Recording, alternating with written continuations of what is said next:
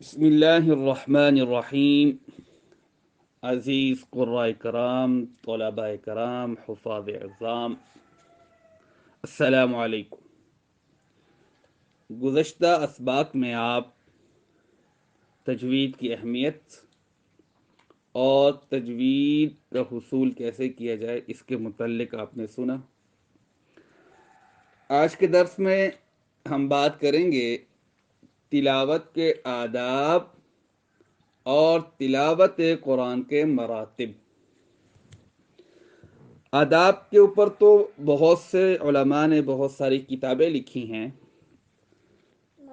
اور لیکن ہم یہاں پر ہم نے جو اپنے استاذوں سے سیکھا اور جو ہمیں وہ بتاتے تھے اس کو اختصار کے ساتھ یہاں بیان کریں گے۔ ہمارے استاد جی فرمایا کرتے تھے کہ سب سے پہلے آپ کی نیت کا پاک ہونا ضروری ہے اور آپ کی نیت کا صاف ہونا ضروری ہے۔ دوسری چیز وہ طہارت ہے۔ طہارت سے مراد یہ نہیں جو عام لیا جاتا ہے کہ یہ جگہ پاک ہو، لباس پاک ہو، منہ پاک ہو، بلکہ وہ فرمایا کرتے تھے کہ سب سے جو ضروری طہارت ہے وہ دل کی طہارت ہے، اور اس کا مقام سب سے اونچا ہے۔ قرآن مجید کے لیے یہ ضروری ہے کہ جگہ بھی پاک ہو، لباس بھی پاک ہو، جسم بھی پاک ہو، تب ہی آپ قرآن پاک کو چھو سکتے ہیں اور قرآن پاک کو پڑھ سکتے ہیں۔ کسی پر اگر غسل واجب ہو تو وہ قرآن نہ پڑھ سکتا ہے نہ چھو سکتا ہے، ٹھیک ہے نا جی۔ اور جیسے قرآن کے اندر آیت آتی ہے لا یمسہ الا المطہرون، اسے نہیں چھوتے مگر وہ جو انتہائی پاک ہوں۔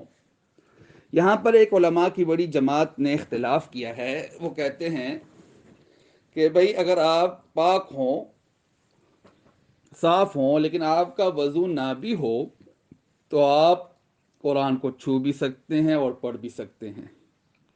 خیر، یہ ایک علماء کی اپنی رائے ہے، لیکن وہ بھی اس چیز کو افضل اور بہتر سمجھتے ہیں کہ قرآن مجید کو وضو کے ساتھ پڑھا جائے۔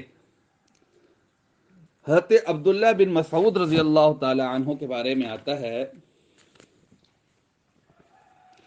کہ جب آپ نماز کے لیے کھڑے ہوتے یا جب آپ قرآن مجید تلاوت کرنے کا ارادہ رکھتے تو آپ خوشبو لگاتے،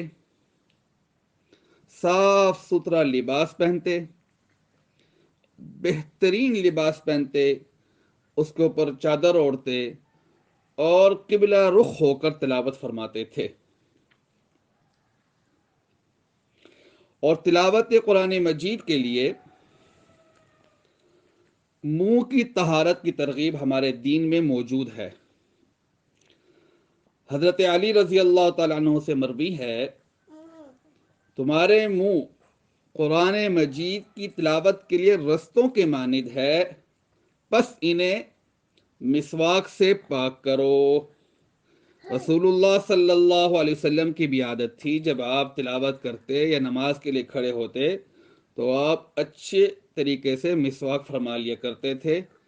تو اس سے ہمیں بات سمجھ میں آتی ہے کہ آپ نے جب بھی قرآن مجید کو پڑھنا ہے اس کے لیے اہتمام کرنا ہے کہ آپ خود بھی پاک صاف ہوں اور آپ کا منہ بھی پاک صاف ہو، اور اس طرح اہتمام کرنا ہے جیسے آپ کسی بہت بڑے بادشاہ کے دربار میں حاضر ہونے لگے ہیں، تو پورے پروٹوکول کے ساتھ قرآن مجید کی جو ہے تلاوت کی جائے اور اس کے لیے اپنے آپ کو تیار کیا جائے، خوب بھن سور کر، ظاہری طور پر بھی اور باطنی طور پر بھی اپنے آپ کو سنوار کر، سجا کر، تیار کر کے قرآن مجید کی تلاوت کی جائے۔ اب دوسری چیز آ گئی ہے تلاوت قرآن کے مراتب۔ قرآن مجید کی تلاوت کے 3 مراتب ہیں۔ نمبر 1 ترتیل، دوسرا حدر، تیسرا تدویر۔ ترتیل کہتے ہیں قرآن کی تلاوت خوب ٹھہر ٹھہر کر تمام مخارج اور صفات کی رعایت کرتے ہوئے، لحاظ کرتے ہوئے پڑھنا، جیسے کسی جلسہ میں یا محفل میں پڑھا جاتا ہے۔ اس کے بعد آ گیا تدویر۔ تدویر جو ہے وہ ترتیل سے تھوڑا تیز ہے، اس کے اندر بھی آپ نے تمام قواعد تجوید کو مد نظر رکھنا ہے اور ترتیل سے قدر تیز پڑھنا ہے۔ اس کی مثال آپ یوں سمجھ لیجئے جیسے جہری نمازوں میں پڑھا جاتا ہے۔ اس کے بعد درجہ آ جاتا ہے حدر کا۔ حدر جو ہے وہ تدویر سے تھوڑی تیز پڑھی جاتی ہے، تمام قواعد تجوید کا خیال کرتے ہوئے، جیسے نماز تراویح میں پڑھا جاتا ہے۔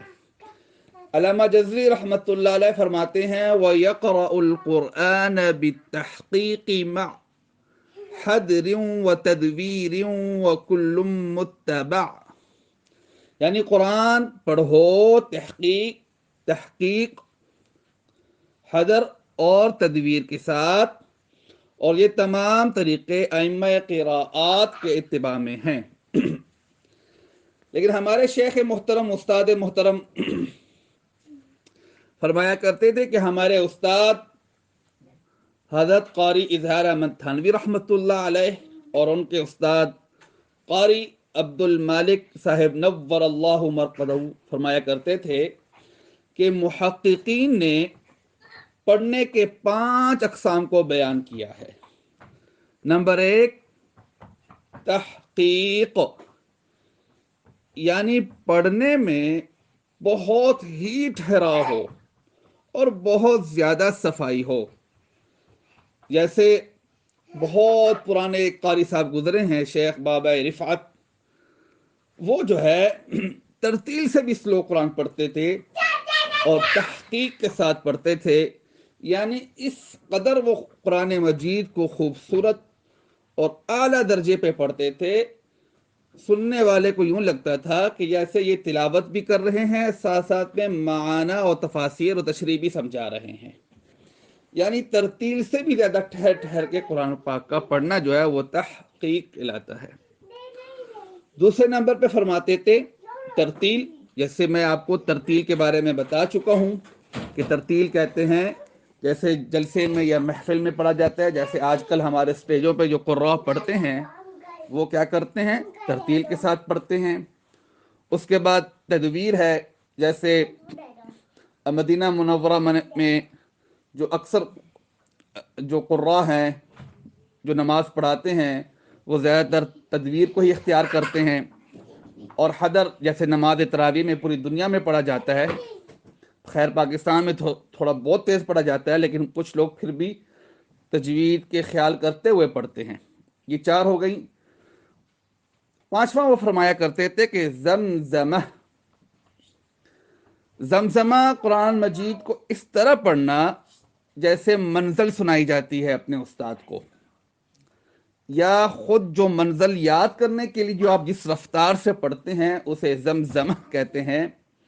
لیکن اس کے اندر بھی ضروری یہ ہے کہ تجوید سے باہر نہ جایا جائے، ہر ایک کو اس کا حق دیا جائے، ہر ایک لفظ کو اس کا حق دیا جائے، اور ہمیں چاہیے جب ہم اپنی منزل بھی یاد کر رہے ہوں تو ہمیں تب بھی تجوید کا خیال رکھنا چاہیے۔